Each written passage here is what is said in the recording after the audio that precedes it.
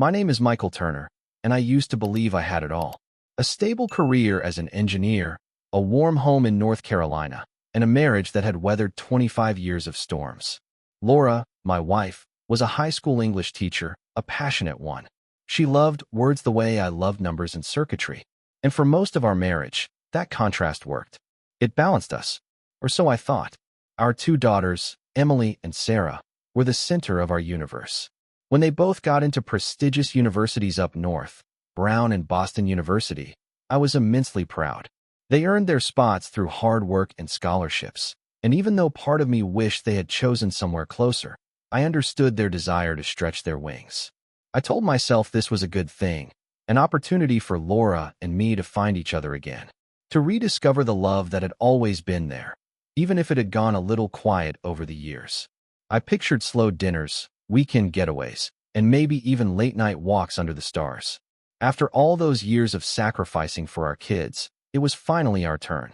The house, once filled with laughter, teenage arguments, and slammed doors, had become silent. I imagined that silence being filled with music, conversation, maybe even passion again. But the silence took a different shape, one I didn't expect. It felt distant, cold. Laura changed. At first, it was subtle. She began staying up later, spending more time alone in her study, and talking less over dinner. She joined a new writing group. I didn't think much of it. Writing had always been her dream, one she'd never really had the time to pursue. She'd spent years juggling teaching and parenting, and now that the girls were gone, I thought she was finally investing in herself. I was proud of her. Supportive, encouraging, naive. Her new writing group met weekly. 10 people, some familiar, others not. I tried to be involved, offering to read her work or even sit in on one of the meetings. She shut that down quickly, said it was a safe space, and she needed creative privacy. I backed off, not wanting to smother her, but something didn't feel right. Then I met him, Victor Shaw. The first time he came to our house, I felt something in my gut tighten. There was something off about him. Too smooth, too self-important. He had that smirk I've always disliked in people who think they're more clever than they are. When we were introduced, he didn't even make eye contact.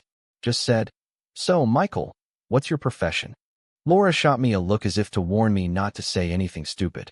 I responded simply, "I'm an engineer."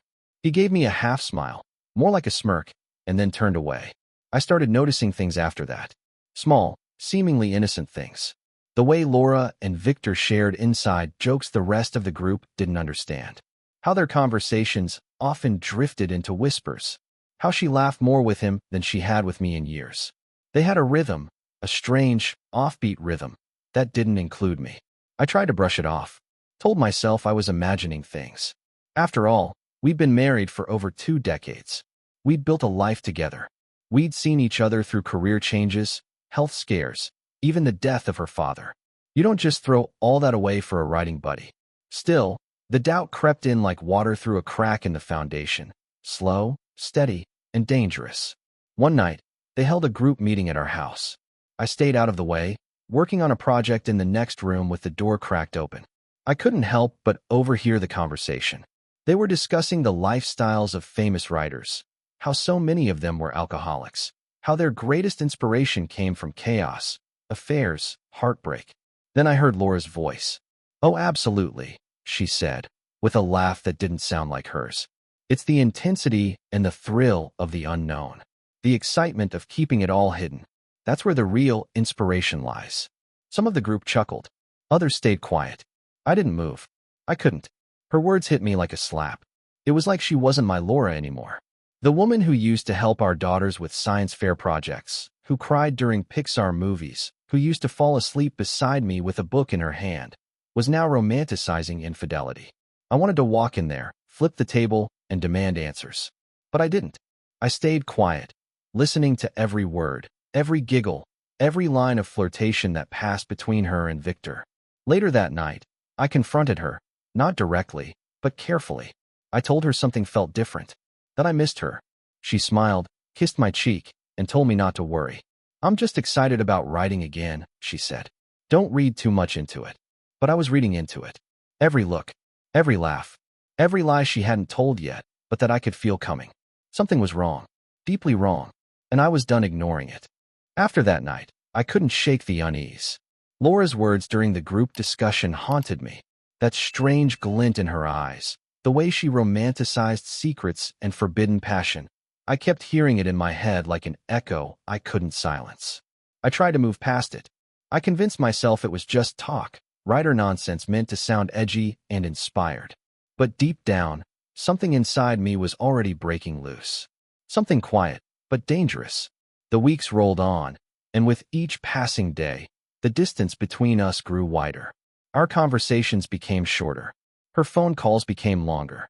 She was always busy, always stepping outside to talk, always returning with a vague smile and the scent of something I couldn't name clinging to her. It wasn't perfume. It was guilt, maybe even arrogance. It didn't sit right. One afternoon in late April, I came home from the hardware store and found her pacing the kitchen with the phone pressed to her ear. She didn't notice I'd entered through the back. I stood still, just outside the doorway, listening. What I heard hit me like a gut punch. I can't wait. 6 whole weeks, no responsibilities, no commitments. No one waiting for me to come back, she said softly, almost dreamily. There was a pause, then she laughed. It's going to be the most self-indulgent 6 weeks of my life. I owe it to myself, and so do you. Every syllable made my blood run colder. When she hung up and saw me standing there, she jumped slightly. Oh, hey, she said, forcing a casual tone. That was just Reggie. We were talking about school winding down. Reggie, huh? The same Reggie who usually called on Wednesdays, not weekends? I didn't say anything. Not then. I gave her the benefit of the doubt, but not without silently storing every word, every glance, every lie. That night after dinner, she made her grand announcement, like she'd been waiting for the right dramatic moment to deliver the news. Michael, guess what? She beamed. I got accepted into that writing workshop in Illinois. Remember I told you I applied? I stared at her for a moment, pretending to be surprised. No, I don't think you mentioned it. Oh, come on, she teased. I totally told you. It's a 6-week program at the University of Illinois, from mid-June to late July. Lectures, seminars, writing projects. It's an amazing opportunity. I'm so excited. I gave her a supportive nod. Sounds incredible. Maybe I could take a little time off work and join you for a few days. I'd love to hear those writer talks. Her face shifted, not in a big way, just enough to give her away. Her smile faltered, her eyes darted. It was a moment of pure panic quickly masked by a practiced grin. Oh, honey, that's sweet of you, but I'll be super busy. It's a really intense schedule. I won't have much free time. I wouldn't get in the way, I offered. Maybe I could just sit at the back or help with coffee. Just be there. She hesitated, then gave me a nervous chuckle. Let's see how things go, okay? Maybe we can talk about it later. Right then, I knew. She didn't want me there. Not even close. But Laura wasn't done. A few days later, she came home with a grin and an envelope in her hand. I have something for you, she said. A surprise. Inside the envelope were 2 tickets to a fishing camp in northern Canada. Expensive ones, from the look of it. I got them for you and Tom, she said cheerfully. You've been talking about going for years, right? This is my way of saying thank you for being so supportive of my writing workshop. You and Tom can enjoy yourselves while I'm away. She was trying to buy my absence. Mask it as a gift. Wrap betrayal in gratitude. I forced a smile and thanked her, but I couldn't hide my disappointment. Honestly, Laura, I'd have a better time with you. Her eyes shifted just slightly. Michael, we've been through this. I'll be busy. I'll feel guilty knowing you're there and bored. I want to make the most of this chance. I nodded slowly. Of course. But my mind was spinning. Something was very wrong. She was trying to control the narrative, to move the chess pieces so I'd be exactly where she wanted me, far away and uninvolved. That night, I went down to the basement. Not to tinker, not to fix anything, just to sit and think. I paced. I replayed every conversation, every glance between her and Victor, every evasive answer, every shift in her tone. Then I remembered the old floor grate in the hallway upstairs, the one that let sound travel down to the basement from the kitchen above. And I remembered that the phone was right beside it. I didn't intend to spy, but I also didn't intend to be played for a fool. So I waited, quiet, still, and sure enough, the phone rang. I heard her voice float down from the kitchen. Yes, I gave him the tickets. He's still hesitant. I keep telling him he won't enjoy it. No, I can't just tell him not to come. I want those weeks with you too. I've earned it. Yes, baby. Write something beautiful for me tonight. My chest went numb. My legs weak. I had heard all I needed. Laura wasn't just slipping away. She was already gone. After that night, something inside me shifted. It wasn't anger, not yet. It was deeper than that. Something slower, colder. A recognition that the life I thought I was living might have already ended without me realizing it. Laura's whispered, "Baby," still echoed in my ears. I tried to sleep, but the images wouldn't stop flooding my mind. Her with him, laughing behind my back, making plans for a future I wasn't part of. The next morning, she acted like nothing happened. Made coffee, hummed a song in the kitchen, kissed my cheek on the way out the door. I played along, of course. If she was going to lie, then so could I. I needed time. Time to think, to prepare, to decide what came next. That evening, after dinner, she brought it up again. "Michael, don't forget to check the weather up in Canada. You don't want to pack the wrong gear." I nodded absently. "Yeah, I'll check with Tom, see what he's bringing." "Good," she said, her voice a little too chipper. "It'll be good for you." I wanted to scream. I wanted to ask her why she was so eager to send me off into the wilderness while she stayed behind, basking in her fantasy of 6 weeks of creative freedom with Victor. But instead, I smiled. I told her I'd start packing soon. After she went to bed, I pulled out my laptop and opened our AT&T account. I'd almost forgotten we had access to call logs. Every incoming and outgoing call, every timestamp, every number. I wasn't sure what I was hoping to find. Confirmation, maybe, or some shred of doubt I could cling to. But when I scrolled through the logs, there it was. The call I'd overheard wasn't from Reggie. It was from Victor Shaw. I sat there in silence for a long time, staring at that name on the screen. It was one thing to suspect. It was another to know.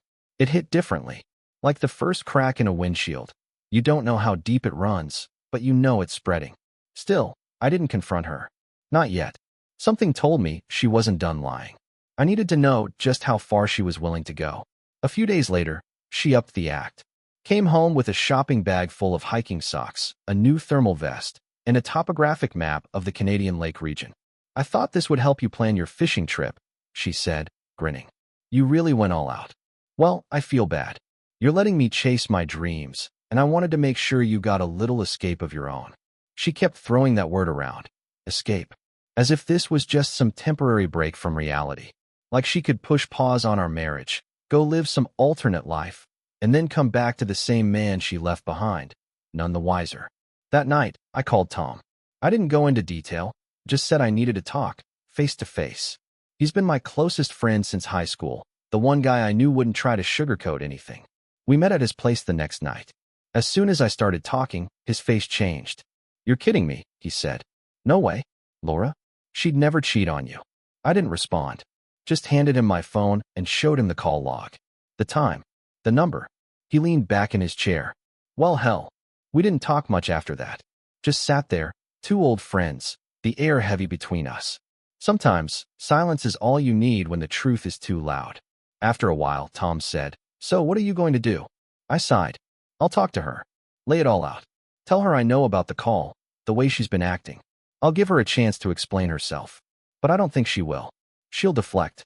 Maybe even accuse me of being paranoid. But I'm going to make it clear, I know what's going on.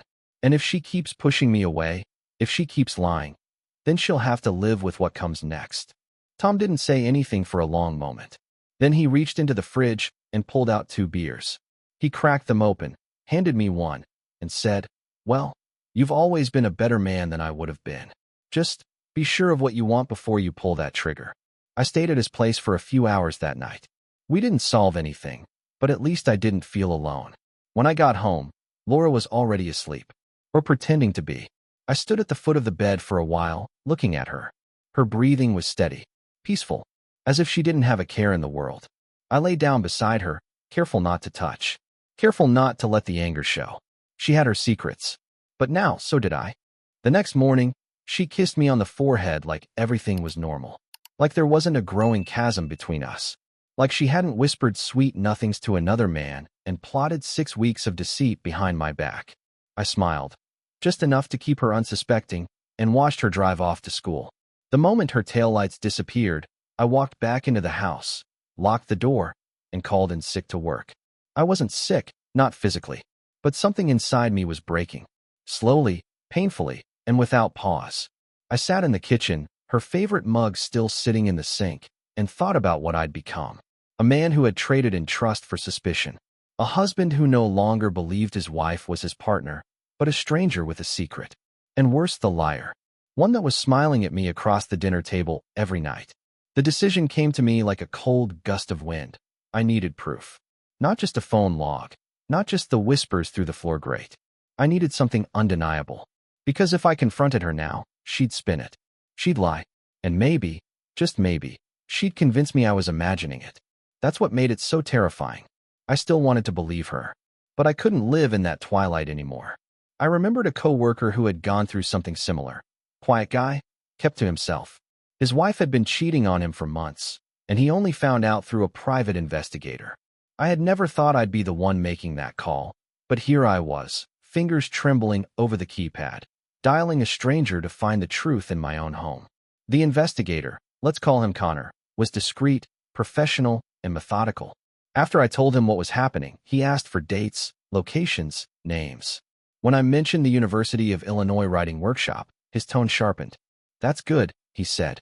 Campus setups make it easier to observe without standing out. And 6 weeks gives us time. It was surreal, like I was setting up surveillance on my own life. But I gave him the green light. In the weeks leading up to her trip, I played the part. The loving, supportive husband. I took her out to dinner. I complimented her outfits. I asked thoughtful questions about her writing group and nodded politely when she mentioned how intense the schedule would be. She ate it up. She even joked one night, "You're being so sweet lately. It's like you're trying to make up for something." I wanted to laugh. Or scream. Instead, I just kissed her hand and said, "Just happy for you." Meanwhile, Connor was laying the groundwork. He hired 2 young operatives to enroll in a summer class at the university, an easy cover to gain access to the dorms, cafeterias, and student areas. The dorm where Laura would stay was co-ed, mostly writers, all assigned single rooms. But that didn't matter. Connor said, they rarely use the rooms they're assigned. Affairs aren't about rules, they're about opportunity. I hated how much sense that made. June crept closer. Emily and Sarah decided to stay on their campuses for the summer, working in research labs and racking up early credits. Laura was thrilled. It gave her more freedom. I started seeing it for what it really was. No husband, no daughters, no witnesses. The day before her departure, we stood by the door, suitcase in hand. She was glowing, practically vibrating with excitement. I held her tightly, hoping, maybe foolishly, that somewhere inside her, the woman I married still existed. "Please," I whispered, "don't do anything that could ruin us." Her face stiffened for just a second, just long enough for me to notice. "I'm tired of you not trusting me," she snapped. "When I get back, we're going to have a serious talk about this." Then she kissed my cheek like I was some old friend, not the man she once promised forever to. She grabbed her bags and stepped into the shuttle van, never once looking back. That was the moment I knew. Our marriage was already gone. The woman I loved had disappeared long before she ever boarded that plane. Connor's updates came fast. She'd taken off her wedding rings before she even arrived on campus. Told people she was recently divorced. Spent every lunch, every lecture break, and nearly every evening with Victor. They were inseparable, holding hands, whispering, laughing, disgustingly happy. One night, Connor's team placed a discreet fisheye camera under the dorm room door. It recorded them inside. 20 minutes, blurry footage but crystal clear intentions. When Victor finished, it was obvious he hadn't even used protection. That was it. I stared at the footage for a long time. Not out of curiosity, not to punish myself, but to make the decision final. There would be no second chances. No heartfelt conversations. No sobbing confessions or last-ditch apologies. She had made her choice. Now, I would make mine. And mine was simple. She would return home to a house emptied of her husband. A family that no longer looked at her the same. A life she once built, crumbled in silence. She wanted freedom. She was about to have it. The day she left, something in me hardened. I stood at the front door, watching the shuttle take her away, and in that final glimpse of her through the window, bright smile, excitement in her eyes, I saw not the woman I married, but a stranger heading off to live a fantasy she had planned behind my back. That was the last time I saw her as my wife. I didn't cry. I didn't rage. I went inside, walked through every room of our house, and felt the silence settle like dust. It was the silence of something ending, and I embraced it. I already had everything in motion. Connor's team was gathering evidence daily, and what they sent me only confirmed what I already knew. Laura was living like she'd never been married. She laughed with Victor in public, leaned into him as if he were her husband, and told anyone who asked that she was newly single. The camera footage, the photographs, the audio recordings, they painted a picture so complete, even I couldn't find space for denial anymore. While she was busy playing house in a dorm room with another man, I got to work. I called my boss and explained the situation, not every detail, but enough to make it clear I needed to start over. Fortunately, he'd been through something similar himself and didn't ask questions. Within days, he arranged for my transfer to our Portland, Maine office. A fresh start. A clean slate. I hired movers, had half the furniture packed, and arranged for everything to be put in storage until I arrived. I removed Laura's name from every account she didn't already control. Bank, insurance, retirement. I made sure the house would be hers, signed the quitclaim deed to transfer the title, just as long as she waived any rights to alimony. Fair trade. She wanted space? She could have the house. I visited the lawyer, filed the divorce paperwork, and left instructions for them to serve her the moment she returned from Illinois. Not a minute before. I made the arrangements for my car to be serviced, tires rotated, fluids changed. It had a long drive ahead of it, just like me. Then, one final act. I asked a friend, a real estate agent, for a favor. She delivered a for sale sign and placed it squarely in our front yard. I couldn't actually sell the house, not without Laura's consent, but I wanted her to see it the moment she returned. I wanted her to feel, even before stepping inside, that the world she abandoned wasn't waiting for her. In the final hours before I left, I walked through the house again. I didn't take everything, just the things that mattered. A few personal photos, my guitar, my laptop, 2 suitcases of clothes, and the briefcase I used back when I still believed in corporate ambition. I stood in the dining room, staring at the table where we had shared so many family dinners. I placed the manila folder in the center. Inside were printed stills of her and Victor kissing, holding hands, disappearing into his dorm room. There was even one blurry screenshot from the fisheye camera, her face visible, her body wrapped around his. The investigator's full report lay beneath it, neatly stapled. On top, a single envelope. Inside, a handwritten note. 3 words. I divorce you. I didn't sign it. I didn't have to. That night, I planned to leave quietly in the morning. But the thought of her walking through that door and finding nothing, no confrontation, no tears, no chance to explain, wasn't enough. I wanted her to feel it immediately, to know. So at 11:38 p.m., while she was likely curled up next to Victor for their last night together, I sent her an email.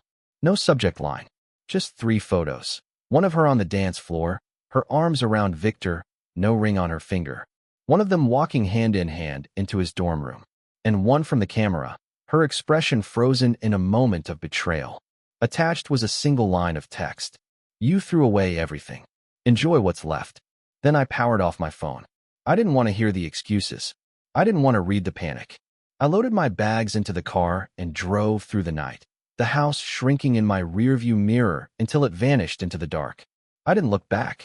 At 100 miles out, I pulled into a quiet roadside motel, walked inside with nothing but my guitar and a duffel bag, and ordered a plate of grits from the tiny diner next door.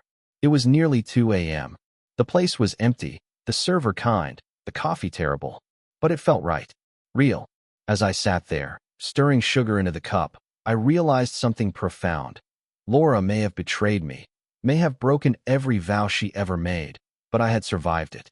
And now, I was free. Not just from her, from all of it.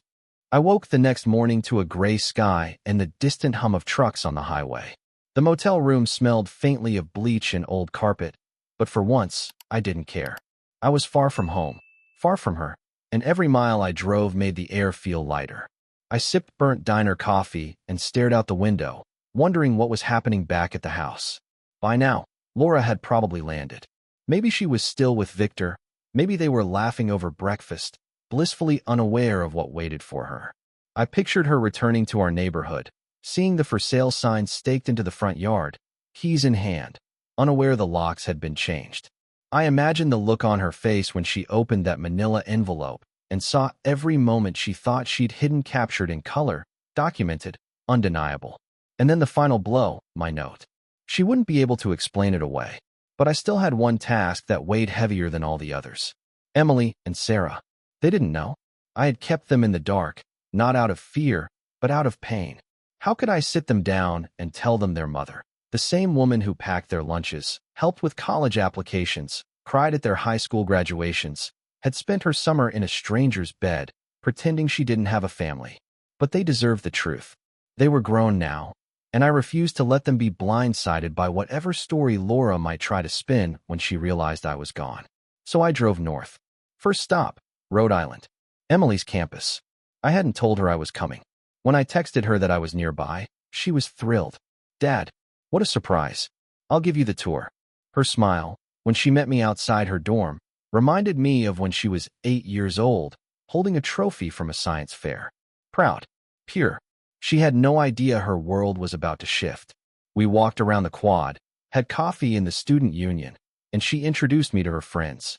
They were kind, respectful, the kind of people I'd hoped my daughter would surround herself with. Eventually, we returned to her dorm. The moment her door closed, I felt my chest tighten. She sensed the change. Dad, is something wrong? I nodded. Yeah, there's something I need to show you. I pulled out a small envelope and handed it to her. Inside were 3 photos, the same ones I had sent Laura, and a printed copy of the investigator's report. She stared at the first photo. Her smile disappeared. Her eyes widened, then narrowed. She flipped through the rest, silent. Her hands trembled. When she finally looked up, her voice cracked. Is this real? Yes. Mom. I nodded. She stared down at the photos again. I don't understand. She said this workshop was about her writing, that she needed time to grow. I swallowed hard. She grew, just not into the person I thought she was. Emily's expression changed. Hurt gave way to something harder. Anger. She lied to both of us. She did, I said. And I didn't want to involve you. But I can't let her rewrite the truth when she gets home. You deserve to know what she's done. Tears welled up in her eyes. She destroyed our family. I reached out, touched her hand. She betrayed me. But you're still her daughter. That won't change. She wiped her cheeks, but her voice was sharp. Maybe not. But she sure as hell doesn't feel like my mother right now. We spent the rest of the afternoon talking about the past, about the lies, about what came next. She told me she was proud of me for walking away, for not letting myself be dragged through the mud. That night, I stayed at a small hotel nearby. The next morning, I drove to Boston. Sarah was waiting for me outside her dorm. I hadn't even reached the stairs when she crossed her arms and said, Emily called me. Figured she might. She told me everything. And I believe her. I believe you. She wasn't as emotional as Emily. Always the more composed one. But I saw the fury simmering beneath the surface. We went out for dinner, a Thai place she loved, and talked like we hadn't in years. She asked tough questions. I gave her honest answers. Halfway through the meal, her phone buzzed. She glanced at it, then looked up at me. It's her. I didn't have to ask who. Sarah rolled her eyes. She doesn't know I'm with you. She's asking if I've heard from you. What should I say? I smiled. Whatever you want. You're not the one lying. She didn't reply to the message. Instead, she tucked the phone away and raised her glass. To new beginnings, she said. And in that moment, surrounded by the warmth of my daughter's loyalty, I felt it. Hope. Hope that maybe, just maybe, something good could grow from all this wreckage. Leaving Boston the next morning wasn't easy. Hugging Sarah tightly on the sidewalk outside her dorm, I realized just how much I'd been holding on to this life. Not the one with Laura, but the one with my daughters. They were the reason I stayed so long. The reason I kept swallowing the doubts, ignoring the red flags, convincing myself that things would somehow fix themselves. But now, standing in the aftermath of betrayal, watching my daughters choose truth over illusion, I knew I'd made the right decision. I headed north. I wasn't running anymore. I was moving forward. Past the wreckage. Past the lies. The drive through New England was long and quiet, and I welcomed it. I passed through sleepy towns, winding rivers, and weathered bridges that had stood the test of time. I envied those bridges. Some things could hold under pressure. Some things didn't collapse. By early afternoon, I crossed into Maine and made my way to Portland. I'd been there before on business trips, but this time, it was different. This time, it wasn't a stop, It was a destination. The start of something new. My new boss, Henry, greeted me like an old friend. The staff at the office had been briefed. No one pried, but the looks in their eyes said enough. Sympathy, respect, curiosity. I gave them the short version. Long marriage, big betrayal, needed a reset, and they nodded with the kind of understanding only time and pain can teach. That night, instead of a stiff dinner in some fancy restaurant, Henry invited the whole team to his house. He grilled steaks in the backyard, poured drinks like a man who believed in healing through fire and food, and made sure I had a full plate and an empty schedule. I sat among strangers who didn't treat me like one. They laughed, toasted, listened. And when I told them I might be a little short-tempered in the coming weeks, that I was still trying to make peace with the mess I'd left behind, they didn't flinch. One of the women, Margaret maybe, stood up, walked over, and gave me a gentle hug. "You're safe here, Michael," she said. "We've all lost something. You're not alone."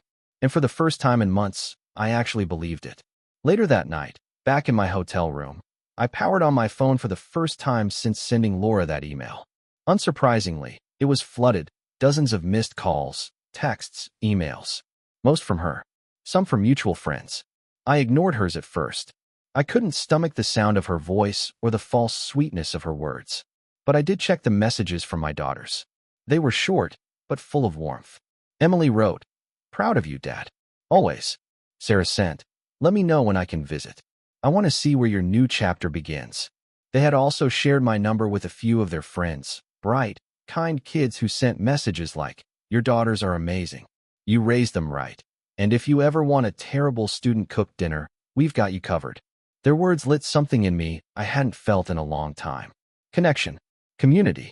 The reassurance that, while my marriage had ended, my life had not. Eventually, I read Laura's messages. She started off defensive. "You misunderstood. Nothing happened. You're overreacting." Then she pivoted to guilt. "I made a mistake. It didn't mean anything. Please come back." What she didn't realize was that I wasn't angry anymore. Not really. I was done. The next day, I moved into a small, two-bedroom apartment near the harbor. It wasn't much, but it was mine. Quiet, clean, temporary. I didn't need space. I needed peace. I didn't buy furniture right away. Just the basics. A bed, a desk, a reading chair by the window. I wasn't trying to rebuild what I'd lost. I was building something new. Something smaller. Simpler. Stronger. I started looking at boats again, something modest. I didn't want to run. I just wanted to sail. Let the wind carry me someplace where no one knew my story, where the only sound was the water slapping against the hull. Spring was still weeks away, but I didn't mind. I had time now. Time to breathe. To think. To heal. And surprisingly, I wasn't alone. My daughters started visiting once a month. They brought friends, laughter, stories. We cooked, we joked, we sat around the table like we used to. Except this time, there were no lies clinging to the walls. Laura still called, still texted, sometimes begging, sometimes accusing. But I didn't answer anymore. She had spent years leaning on me, depending on my consistency, my forgiveness, my loyalty. And when she threw that away, she never imagined that I'd walk away too. But I did. And in doing so, I gave myself something I hadn't had in years. Freedom. Not from her. From the version of myself that accepted less than I deserved. The divorce was finalized on a cold Thursday morning in early November. I didn't cry. I didn't pour a drink or punch a wall. I simply stood by the window of my small Portland apartment and watched the wind scatter leaves across the street, thinking about how endings rarely look the way we imagine them. There was no courtroom showdown, no dramatic confessions, just a few signed papers, a firm handshake with my lawyer, and silence. Laura didn't fight it. Not after the photos. Not after the PI report. Not after I made it clear that whatever chance she thought she had to mend things was gone. She had spent those 6 weeks in someone else's arms, whispering promises that once belonged to me. You can't undo that. You can't scrub betrayal from memory like chalk off a board. She did call, though, again and again. She cried. She begged. She blamed. It was just a phase. Frank pressured me. "You were always working." I felt invisible. It didn't mean anything, but it did. Infidelity is never just about physical betrayal. It's about the lies, the planning, the cold calculation. It's about choosing someone else while pretending to still love the person sleeping beside you. What hurt the most wasn't that she cheated. It was that she manipulated me, that she thought I'd never catch on, that she saw my loyalty as something to exploit, not cherish. Even now, months later, she still tries to reach out. Sometimes it's a guilt trip. Other times it's nostalgia, like sending me old pictures from family vacations or forwarding a silly memory from Facebook. I don't respond. She lost the right to share my silence the night she laughed in someone else's bed. The truth is, I don't hate her. I don't even wish her pain. What I feel for her now is absence, as if the place she once filled in my life is just an echo, a closed door in a hallway I no longer walk down. Instead, I've turned my attention to the life I've built here. I bought the boat. Nothing fancy, 24 feet, fiberglass hull, single cabin, but she's mine. I named her Second Wind. Some weekends, I take her out just beyond the harbor, anchor down, and let the world slow to a hush. I sit with a thermos of coffee, a paperback, and the steady rocking of the sea beneath me. It's quiet, but not empty. It's the kind of silence that fills you instead of hollowing you out. Emily and Sarah visit often. They're stronger than I ever gave them credit for. They ask tough questions. They don't hide from the truth. They talk about their mother with disappointment, but never cruelty. I've watched them turn pain into maturity, anger into clarity. They call me more now than they ever did. Sometimes we don't even talk about what happened. We just talk about their classes, their friends, their futures. I didn't lose my family. I found a new version of it, one rooted in honesty. Some of our old friends try to stay neutral, but betrayal doesn't allow for neutrality. When the truth came out, many reached out to me privately, apologizing for not seeing it sooner. A few even admitted that Laura had flirted with lines long before the workshop. I didn't need validation, but it helped. I started joining community events, local book readings, sailing club meetups, even a few beginner dance classes.